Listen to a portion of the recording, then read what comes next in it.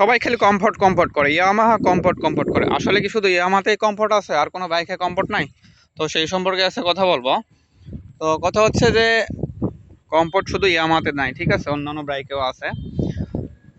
আজকে কথা বলবো এদের সাসপেনশন নেই, এইটা কিন্তু কেওয়াইবি সাসপেনশন, ঠিক আছে। এটা আপনার R15-এ আপনার ইউজ করে।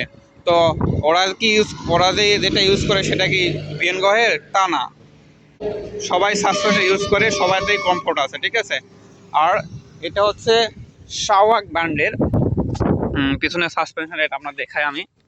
এই যে যথেষ্ট, এটা কিন্তু অ্যাডজাস্ট 4 মানে 3 বা 4 হাইটে অ্যাডজাস্ট করা যায়, ঠিক আছে। এটা সাসপেনশন এবং সামনেও সাসপেনশন।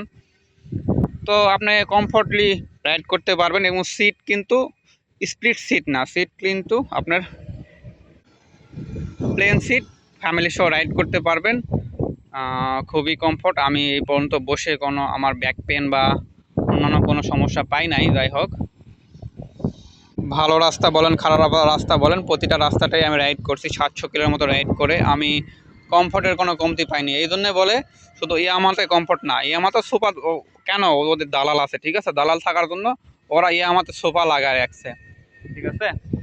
সোফা লাগানোর ফলে শুধু ইয়ামাহাতে আপনার কমফোর্ট আছে, অন্য কোনো বাইকে কমফোর্ট নাই। আসলে সব বাইককে দালালি করে মানে বেচার প্রয়োজন হয় না, ঠিক আছে।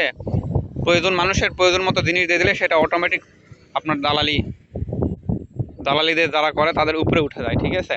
প্রমোশন আর করতে হয় না, মানুষই এটাকে ফ্রিতেই প্রমোশন করায় দেয়। তো আজকে এটুকুই।